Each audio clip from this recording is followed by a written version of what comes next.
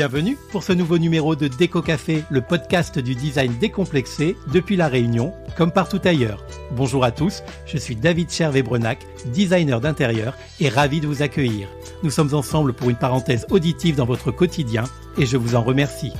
À chacun de nos rendez-vous, je vous inviterai à découvrir un sujet, un objet ou une personne qui contribue au beau, au bien et au mieux-être dans le domaine de la déco. Que je sois seul, accompagné d'un ou de plusieurs invités, les intentions devant mon micro seront les mêmes. Mettre en l'air celles et ceux qui aujourd'hui font le design sur notre belle île et au-delà. Décrypter les infos déco, les tendances, les styles partout dans le monde. S'inspirer des icônes matérielles et humaines qui ont influencé cet univers esthétique et fonctionnel au cours de son histoire. Et ensemble, s'approprier les codes et les savoirs d'un secteur qui ne doit surtout pas être réservé à une élite, mais au contraire, être partagé par tous et pour tous.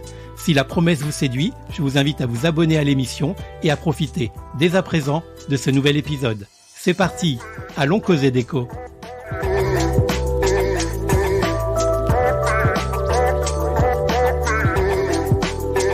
Me revoilà, très heureux de vous retrouver pour un nouvel épisode de Déco Café, en format vacances, certes, mais toujours fidèle à notre rendez-vous bimensuel, avec les cafés longs, autour de 30 minutes, que sont les épisodes classiques de début de mois, et les capsules expresso, plus compactes, donc, que je publie en général vers le 15. Et puisque vous êtes peut-être en période de repos et de détente, et que vous écoutez cette émission pour la première fois, je vous invite à en profiter pour découvrir les épisodes précédents, et ainsi vous mettre à jour pour la rentrée. Et si vous aimez, alors vous pouvez les partager généreusement autour de vous. C'est moi qui régale. Puisque je parle de la rentrée, laissez-moi vous annoncer que je vous ai préparé plein de bonnes surprises à partir de septembre, pour vous qui êtes de plus en plus nombreux à être fidèles à ce podcast. Des discussions avec des invités hyper intéressants, qu'ils soient de chez nous ou de l'Hexagone, et qui surtout font le design ici et ailleurs. Des sujets de fond, comme déjà celui que l'on va aborder aujourd'hui, qui je l'espère vous intéressera, mais surtout vous aidera à y voir plus clair dans la jungle des prix pratiqués dans le secteur de l'objet décoratif. Des dossiers pour vous révéler les coulisses du monde de la déco chez nous et en métropole, une immersion dans le business de l'architecture intérieure pays et ses différents acteurs, une enquête en mi-souk autour des arnaques des formations à distance dans le secteur du design, un reportage vérité impartial et honnête au cœur du Salon de la Maison 2024, et toujours, comme je l'ai dit au début, évidemment, les capsules design pour enrichir votre bibliothèque mentale de connaissances en matière d'icônes et d'objets cultes, comme l'épisode spécial de la mi-août qui traitera d'un ovni en la matière, puisque je vous parlerai d'un des seuls fauteuils stars dont on n'a toujours pas réussi à ce jour à attribuer la paternité ou la maternité d'ailleurs, puisqu'on ne sait rien de son créateur. Et fin août, un épisode spécial solde déco, pour éviter de vous faire avoir juste avant cette période de dépenses frénétiques durant laquelle on pense faire des affaires et où bien souvent, on se fait enfler quand même. Et oui, ce sont les vacances, je suis un peu grossier. Et si tout va bien, une émission collégiale avant la fin de l'année qui s'appellera, je ne vous le dis pas encore, Zot bouche y fait de l'eau? Cool. Alors abonnez-vous à l'émission pour ne pas rater tous ces merveilleux prochains moments à passer ensemble. Et en attendant, on sort les cahiers de vacances en mode chapeau de paille et lunettes de soleil et on démarre tout de suite avec le sujet de Déco Café numéro 4. On va faire un peu de vocabulaire, de philosophie et évidemment des maths, mais niveau cours élémentaire. On a dit cahier de vacances ou pas cahier de vacances? Parce qu'on va parler prix aujourd'hui, du prix en général et dans le secteur de la déco et du design en particulier. On va voir qu'un prix, justement, ça se définit à la fois de façon théorique, mathématique, mais aussi émotionnelle, en faisant intervenir des critères aussi bien objectifs que subjectifs. On va donc expliquer et démystifier la notion, décomplexer les réactions et se déculpabiliser une bonne fois pour toutes. Lorsque vous vous retrouvez face à un prix, qu'il s'agisse soit d'un bien, soit d'un service, et surtout devant un objet de déco ou de mobilier, vous réagissez sans doute et le plus souvent de façon bivalente. Soit c'est cher, soit ça ne l'est pas. Eh bien, laissez-moi vous dire que, bien que normal, cette réaction n'est pas juste, parce qu'elle laisse supposer que vous souhaitez acheter un prix. Or, on vient de le dire, vous vous apprêtez à acheter un bien ou un service. En général, je suis plus à l'aise avec les clients et les acheteurs qui poussent leur réaction face à un tarif en motivant leurs sentiments par un complément d'information du style « c'est cher pour ce que c'est » ou bien « c'est trop cher pour mon budget ». Parce qu'au moins, la vie est motivée. C'est un peu comme le « c'est beau » ou le « c'est moche », vous voyez ? Parce que cher est en effet un adjectif évaluant et non déterminant. Je vous l'ai dit qu'on allait faire un peu de français. Cher, c'est aussi une artiste de 77 ans qui croit qu'elle en a 20 et ça, en revanche, ça n'a pas de prix. On y reviendra d'ailleurs sur cette expression « ça n'a pas de prix », qui n'est pas du tout anodine. Quand on dit « c'est cher », c'est souvent par rapport à quelque chose. Parce qu'en fait, on confond tous le tarif et la valeur, qui sont certes deux notions souvent liées, mais aussi indépendantes. L'un étant la traduction de l'autre. On chiffre une valeur et cette valeur de vente que l'on donne à un objet ou à un service peut vous sembler disproportionnée par rapport à l'idée que vous vous faites de cet objet ou de ce service en fonction de vos propres valeurs à vous, de vos connaissances sur l'objet de votre achat, ainsi qu'à votre échelle de valeur. C'est cher n'est pas un avis, c'est une réaction, parce qu'on ne veut pas, ou qu'on ne peut pas, ou bien qu'on ne comprend pas. C'est un jugement arbitraire s'il n'est pas argumenté. Et cette même valeur, qu'on la considère soit du côté vente ou bien du côté achat, c'est elle qui, dans les faits, est à la fois objective, concrète et palpable, mais aussi subjective, émotionnelle, impalpable, voire parfois irrationnelle. Et pour ce qui est de la valeur marchande, ce n'est pas parce que c'est cher qu'on ne peut pas se l'offrir, mais plutôt parce qu'on ne peut pas se l'offrir que c'est cher. Là, c'est un peu plus philosophique, mais je vous avais dit qu'on allait en faire aussi, et selon moi, dans la vie, des tas de choses sont philosophiques. Avant de juger la valeur d'un produit ou d'un service en le qualifiant de cher, il faudrait s'intéresser à ce qui fait sa valeur. C'est aussi important lorsque la question concerne un bien palpable qu'un service qui par nature est immatériel et peut paraître comme étant du vent. La question préférée que certains clients me posent est la suivante. Pourquoi ce prix? Qu'est-ce qui fait le tarif de cet article? Et là, je comprends que le client suppose ou sait déjà qu'il y a une explication au prix, mais il ne la connaît pas et du coup, il me le demande. Bon, cela nécessite de parler à un être humain pour lui poser des questions, mais lorsque l'on entre dans un magasin ou qu'on s'adresse à un professionnel, c'est une éventualité plus que probable. Et je vous assure que de demander des explications sur un prix vous mettra dans une position beaucoup plus équitable avec votre interlocuteur plutôt que de lui dire de but en blanc « c'est cher ». Attitude qui d'emblée vous placera potentiellement dans une situation de faiblesse et d'insuffisance budgétaire probable, alors que ce n'est, dans les faits, sans doute pas le cas. Mais vous donnerez au contraire à la personne en face de vous l'occasion de faire ce qu'il aime, à savoir parler avec vous pour vous expliquer la composition du prix affiché, tout en affichant de votre part un réel intérêt pour l'objet à acquérir. Il vous dira par exemple, et entre autres, que derrière un tarif, vous avez sûrement la grande qualité du produit, de la matière première, de son acquisition, à sa transformation. En comparaison avec un produit moins onéreux, il vous rassurera sans doute en vous expliquant que l'éditeur de l'objet est soucieux des conditions de travail, de protection et de rémunération des salariés de son fabricant. Plus haut encore dans la chaîne de création, il vous apprendra peut-être que cet objet est signé et qu'en sa qualité de créateur ou de designer, son auteur est rémunéré à la hauteur de son talent et ou de sa notoriété. Que le processus de création et de fabrication est très long, très compliqué et donc plus coûteux qu'un objet copié ou pire, un objet de contrefaçon. Sans doute vous informera-t-il également qu'en achetant cet objet, vous bénéficiez de services de garantie sérieux et d'un SAV performant. Il vous dira aussi, même si vous le savez déjà, que dans le prix affiché, il y a évidemment les marges récupérées par tous les intermédiaires, depuis l'atelier de dessin jusqu'au revendeur qu'il est. Et si vous voulez le pousser dans ses retranchements et tester ses connaissances économiques en matière de prix d'un produit design, il vous comblera sans doute en vous précisant que la répartition est en général ainsi faite. 3% du tarif sont pour le créateur, 25% pour l'édition, 25% à nouveau pour la fabrication et 47% pour l'ensemble du circuit et des moyens de distribution, incluant notamment les marges respectives des différents acteurs intermédiaires.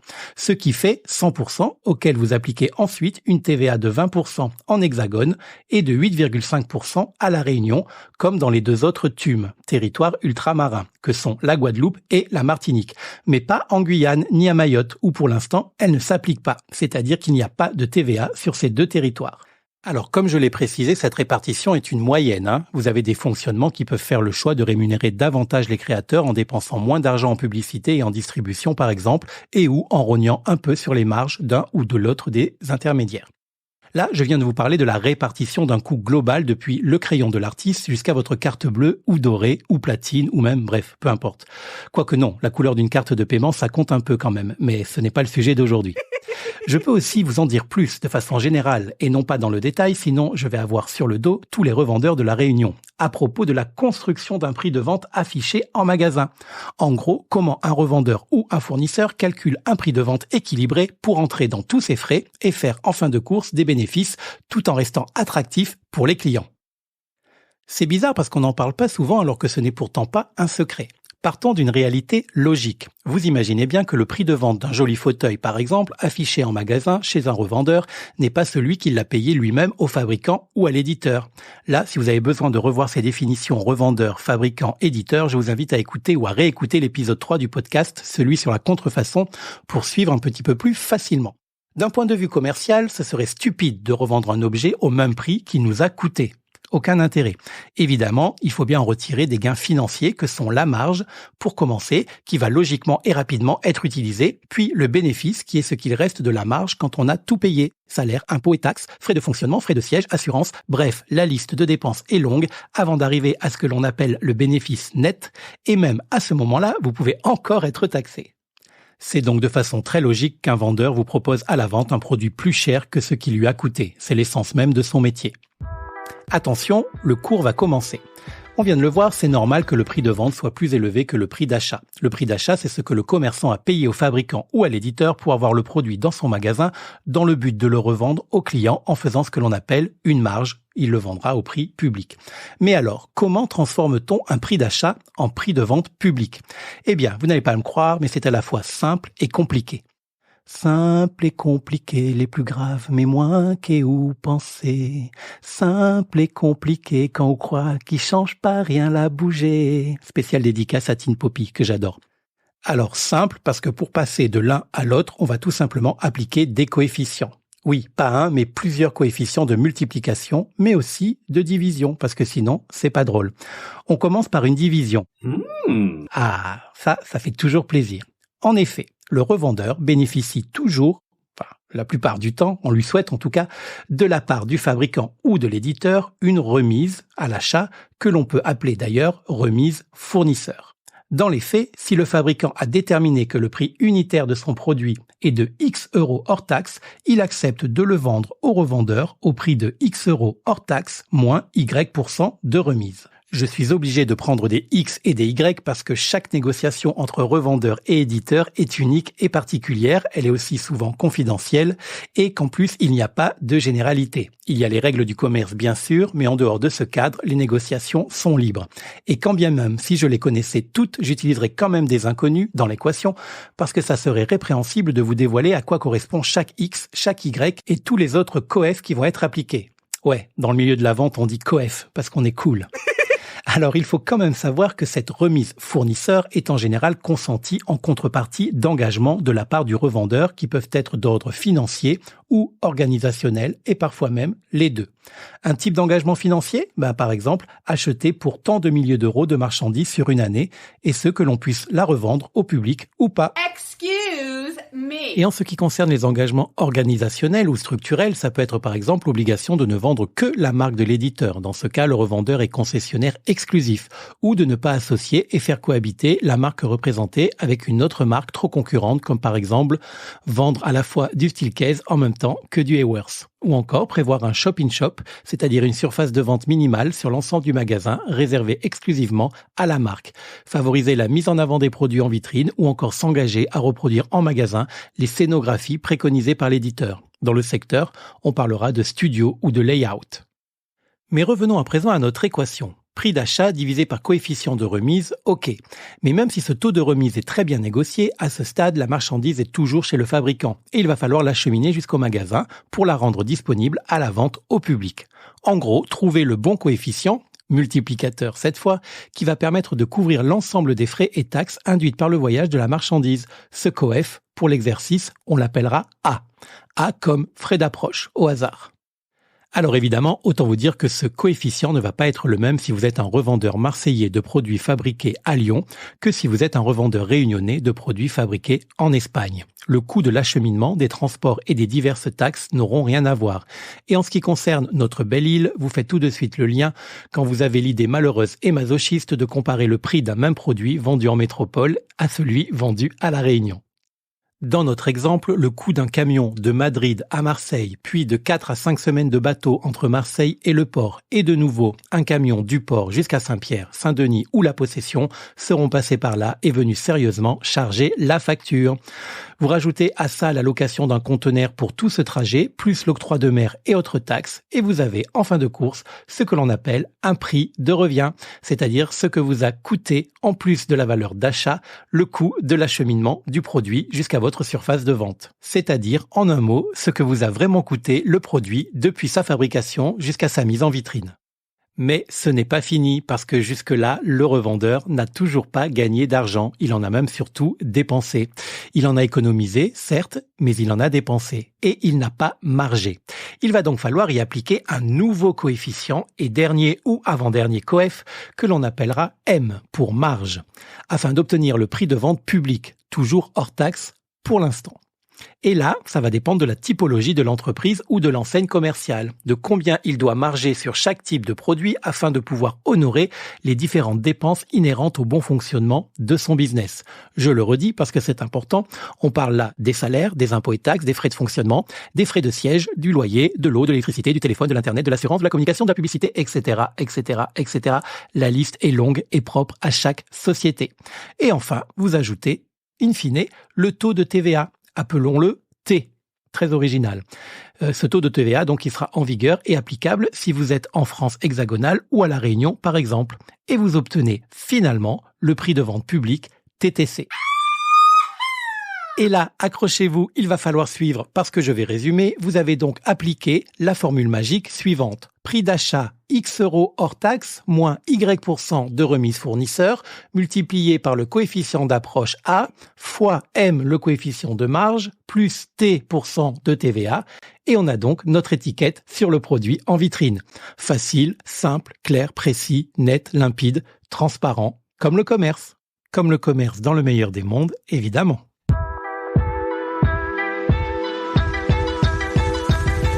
J'espère que vous comprenez davantage maintenant les différentes pirouettes de transformation que subit un prix entre sa fabrication et votre passage à la caisse. Dans le mobilier ou la décoration en général, on considère en moyenne que le taux de marge tournera autour de 30%. Mais ce n'est pas une règle, c'est une moyenne. Ça va dépendre à la fois de l'enseigne, du produit et de la localisation aussi, car les charges à Paris ne sont pas les mêmes que les charges à Garéoul, petit village varois où j'ai passé mon enfance. Enfin, mon adolescence plutôt. Mais bon, on s'en fout. J'insiste pour conclure ce chapitre que cette marge, et quel que soit son taux, ne finit pas dans la poche du commerçant. Elle sert à payer les charges, puis une fois que c'est fait, à dégager un bénéfice net. Je n'ai pas dit non plus que certains commerçants ne gonflaient pas leur marge pour accroître leurs bénéfices. Il appartient au revendeur de dégager une marge juste dans l'intérêt de son client et du sien, ou une marge exagérée, plus dans son intérêt que dans celui du client. C'est la raison pour laquelle le client doit comparer les prix d'un même produit d'une enseigne à une autre sur un territoire donné. Et en cas de différence, ce ne sera pas forcément une arnaque. Ça peut, mais pas obligatoirement. Ça peut aussi venir du fait que l'une des inconnues de l'équation, X, Y, A ou M, est différente de l'un à l'autre des magasins. Si le revendeur a négocié un meilleur taux de remise fournisseur, c'est normal qu'il y ait un ou deux gagnants. Soit le client qui bénéficiera en bout de course d'un prix de vente plus sexy, soit le revendeur qui en profitera pour marger plus, soit les deux si la poire est coupée. Si le produit a parcouru seulement 15 km depuis l'usine pour arriver jusqu'à votre magasin préféré, ou qu'il a saute la mer après 9205,08 km dont une bonne partie dans l'océan Indien, bref, vous avez compris, ça ne sera pas la même chose. Donc vous voyez mieux à présent ce qui se cache, plus en détail, derrière un simple tarif affiché en boutique. Ça va? C'était pas trop épuisant? Je suis désolé, j'ai essayé de faire simple et ludique. Vous me direz dans les commentaires si ça passe ou si ça fait mal à la tête. Un peu, Bon, allez. On va prendre un cocktail en bord de mer pour finir cet épisode, les doigts de pied en éventail, face à l'océan, promis. Et début septembre, je vous proposerai un nouvel épisode consacré une nouvelle fois au prix, mais avec des remises côté client cette fois. On parlera de soldes. Oh yeah! Mais revenons à notre vendeur que l'on a laissé tout seul dans son magasin depuis tout à l'heure. Après tout ça, si c'est nécessaire, justifié et qu'il sent que vous êtes réceptif à un argument supplémentaire et qu'il vous aura déjà dit beaucoup de choses, on vient de le voir, il vous dira peut-être également qu'en plus, derrière le prix, il s'agit parfois d'une émotion et d'un sentiment de privilège induite par l'acquisition de l'objet qui vous fait tant rêver. Et que c'est aussi ça que vous vous apprêtez à acquérir, parce que c'est rare, parce que c'est unique, parce que c'est iconique, parce que c'est précieux, ou parce que c'est tout ça à la fois. Ou sinon, s'il n'a rien compris à l'utilisation de ce mot, il vous dira tout simplement, en pensant être un expert, c'est cher parce que c'est design. C'est pour ça que dans la vie, on n'achète pas que ce que l'on peut s'offrir, mais aussi parfois une chose un peu au-dessus de nos moyens raisonnables. Ça arrive de craquer sur un truc de ouf, parce qu'on en a envie, et parce que ça nous fait plaisir, et parce que l'émotion procurée vaut le montant investi. Nous avons tous des choses chez nous à la fois de valeur et à un prix plus élevé que nos capacités. Élevé pour ce qui est de matériel, mais tellement justifié d'un point de vue du plaisir. Et pourquoi ça ? Eh bien tout simplement parce qu'à un moment de notre vie, nous avons eu un budget qui permettait de considérer, ne serait-ce qu'une seule fois, que nous avions les moyens de nous offrir quelque chose d'exceptionnel, un objet cher, entre guillemets. Ou bien nous avons considéré à ce moment-là que la valeur que l'on attribuait à l'objet convoité était compatible avec le prix que nous étions prêts à y mettre. L'appréciation d'un prix est donc en effet subordonnée à un contexte et à une échelle de valeur, tout comme à l'intensité d'un désir d'acquisition et ou de possession. Aujourd'hui, personne ne s'offusque de dépenser 10 € pour un menu de fast-food parce que c'est abordable, mais cette appréciation est tout autant le fruit d'un contexte, d'une échelle de valeur et d'une excitation émotionnelle ou gustative.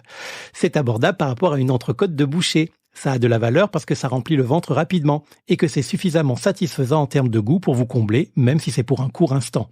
Sauf que, est-ce que précisément la matière première de la composition de ce menu a bien la valeur de 10 €? Évidemment que non. Ouvrez votre burger et vous allez comprendre. Et pourtant, lorsqu'on l'achète, on a le sentiment que oui, parce que c'est la valeur qu'on lui donne sur le moment qui compte à vos yeux. Là où d'autres considéreront que l'entrecôte, sur la base des mêmes critères, a un bien meilleur rapport prix-valeur-plaisir. Ça ou des joues de légine, ou encore un steak végétal, si vous ne mangez pas de viande.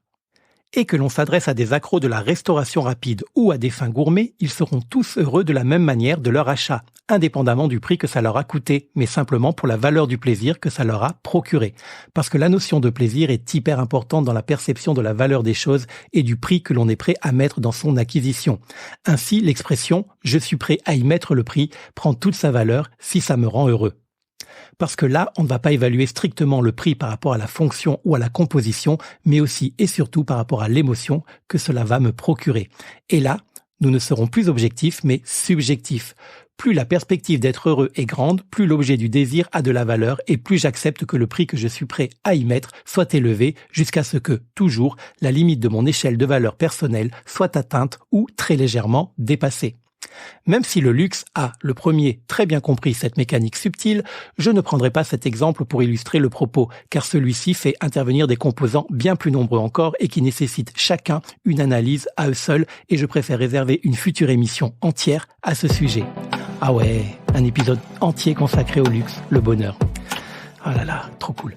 Je vais au contraire prendre un exemple beaucoup plus populaire et selon moi, bien plus adapté. L'iPhone. Et plus proche encore de notre espace-temps, l'iPhone 14, dont le coût de fabrication est évalué par la plupart des cabinets d'analyse mondiaux et sérieux à 464 € en février dernier, pour sa version Pro Max avec 128 Go de stockage. Ouais, je suis précis. Prix de vente de ce même appareil, 1479 €. Ben voilà, j'ai tout dit. Salut et rendez-vous au prochain épisode. Non mais voilà, la matière première nécessaire à la fabrication de cet objet ne représente que 32% du prix de vente. 32% du prix de vente. Alors certes, comme pour tout calcul de prix, il faut rajouter la main-d'œuvre et l'ensemble des services déployés pour sa fabrication, comme la recherche et développement, la publicité, la commercialisation notamment. Mais bon, il n'y en a pas pour 1015 € par appareil, d'autant plus que plus vous en vendez, plus ces charges sont mutualisées. Toujours selon les mêmes études, on peut, en étant très large, évaluer les coûts annexes à 20% de la valeur de la vente, ce qui laisse encore 48% de marge brute, c'est-à-dire plus de 700 €. Et c'est pourtant, toute gamme confondue, l'iPhone le plus vendu par Apple depuis le lancement du tout premier modèle en 2007. Presque 80 millions. Oui, presque 80 millions d'exemplaires vendus en 2022 sur un marché du smartphone en baisse en plus. 80 millions fois 780 € égale 56 milliards de marge réalisée. Voilà donc un objet dont plus de la moitié du prix de vente et que l'on est prêt à payer pour se l'offrir est constitué de la grande valeur qu'on lui attribue et justifié en plus par l'émotion intense que l'idée de sa possession procure avant et peut-être un peu pendant aussi. Parce que si on veut juste un téléphone de qualité, on peut très bien en avoir un pour beaucoup moins cher. Le tout pour une durée assez courte en plus, puisque grand scoop d'Éco-Café, attention je balance, je prédis qu'il y aura un iPhone 15 pour le remplacer très prochainement entre l'iPhone 14 et l'iPhone 16.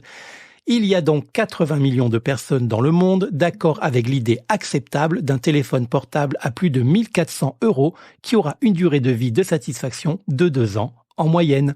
Parce que pour ces clients, lorsque vous avez un iPhone, vous avez plus qu'un smartphone. Vous avez un iPhone. On peut y être sensible ou réfractaire, mais ici c'est l'émotion addictive qui rend l'effort financier acceptable et justifié. Si l'offre rencontre sa demande dans des proportions équilibrées, alors en soi, le produit n'est pas cher par définition stricte.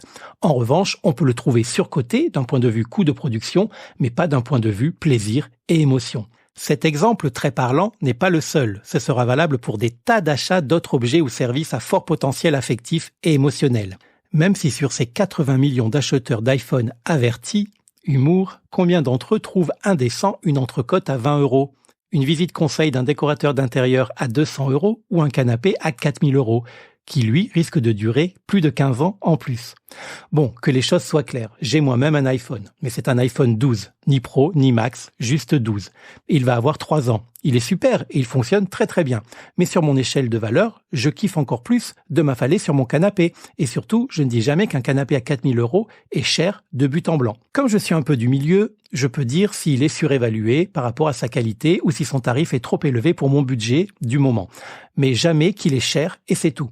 Juste pour pas avoir à reconnaître que je n'apprécie pas le prix qu'on attribue à sa valeur réelle ou qu'il est extraordinaire mais que je ne peux pas me l'offrir aujourd'hui. Tout est une question de comparatif, de contexte, d'échelle de valeur personnelle et aussi d'échelle de temps. Car dans la vie, il y a un temps pour tout. À chaque période de la vie, ses capacités financières et sa propre perception de son échelle de valeur. À 20 ans, j'avais les moyens d'un canapé entrée de gamme de chez But et j'étais satisfait. À 30, ceux d'un beau modèle de chez Ikea, puis à 35, je passais un cap avec un cœur de gamme de chez Habitat et j'en ai bientôt 50 et ce canapé de chez Habitat, je l'ai toujours, 15 ans après, même si aujourd'hui, je pourrais sans doute m'offrir un Ligne Rosé ou un Roche-Beaubois en faisant un effort et peut-être qu'à la retraite, j'aurai même le plaisir de m'asseoir ou de m'allonger dans un Eames Lounge Chair de chez Vitra ou même des chaises Dior Maison autour de ma table à manger saharinen de chez Knoll. Qui sait? Lorsque je travaillais chez Beau Concept, qui n'est pas une maison de luxe mais que l'on peut qualifier néanmoins de premium, que l'on aime le style ou pas, j'étais toujours ravi d'accueillir des personnes qui n'avaient pas forcément les moyens à l'instant T de s'offrir un des modèles de la marque présentés en magasin. Mais j'avais à cœur de les accueillir et de leur parler mobilier, design et qualité, de la même façon que ceux qui pouvaient s'en offrir 4 par an. Parce qu'on n'est pas du tout obligé de pouvoir se les offrir pour apprécier les belles choses qui ont de la valeur. Les vendeurs qui cultivent une attitude inverse envers les clients ont tort et ne méritent pas de vendre. Parce que personne n'est à l'abri un jour de se retrouver en face d'un objet qui réunira à la fois qualité, beauté, confiance et émotion.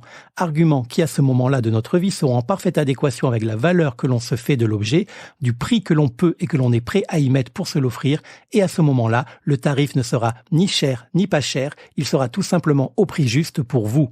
Un critère important, mais parmi tous ceux qui justifient aussi un achat responsable et satisfaisant. Tout comme peut l'être l'achat d'une glace à la fraise à 8 €, d'un burger à 12 ou d'une entrecôte à 20, d'une manucure à 30, d'une paire de baskets à 200 balles, d'un téléphone à 1000 €, d'un voyage à 4000, d'une voiture à 25 000 ou d'une maison à 300. C'est de la valeur des choses plus que de celle du prix qu'il faut être conscient. C'est ça le vrai critère d'évaluation. C'est une question de relation globale entre le coût et le bénéfice. Un investissement à terme défini. Un peu comme toute proportion gardée, évidemment, ne commencez pas à m'envoyer des tomates, dans les relations humaines. D'ailleurs, ne dit-on pas s'investir dans une relation? Investir dans une relation, bah voilà, au sens propre comme au sens figuré. Sinon, vu tout ce que ça nous coûte à tous, tout au long d'une vie, nous n'aurons rien. Ni amour-propre, ni animaux, ni amis, ni amants ou enfants, et donc ni objet de valeur. Moi, par exemple, je me reviens très très cher, mais je considère que j'ai de la valeur pour moi et peut-être aussi un peu pour les autres. Donc, je n'ai pas de prix et du coup, j'y mets le prix. Ça peut être aux dépens d'autres postes de dépenses, mais c'est un choix éclairé et qui ne concerne que moi. Car si vous vous retrouvez en face de quelque chose ou de quelqu'un qui pour vous n'a pas de prix, c'est qu'en réalité, il en a un et qui est exorbitant, mais que vous êtes prêt à le mettre. Les choses et les personnes n'ont rien à voir, me direz-vous. Certes, je suis d'accord, mais je pourrais vous lister des tas d'autres comportements qui tendraient à relativiser cette frontière poreuse. Allez, ciao.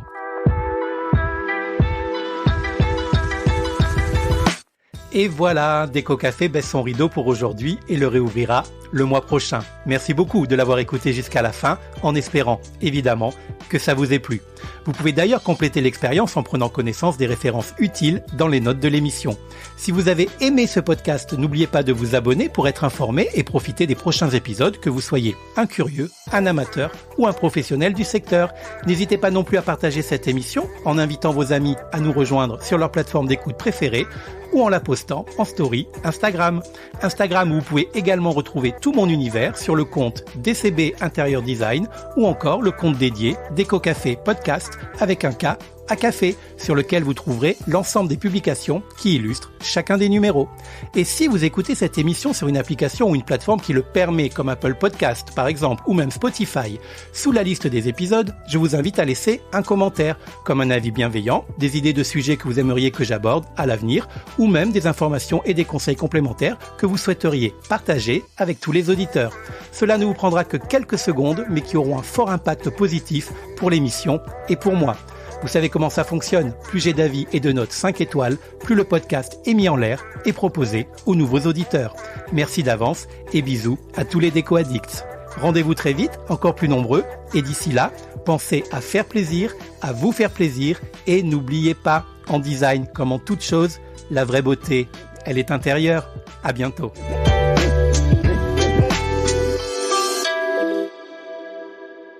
Simple et compliqué, les plus graves, mais moins qu'est où penser. Simple et compliqué quand on croit qu'il change pas rien la bouger.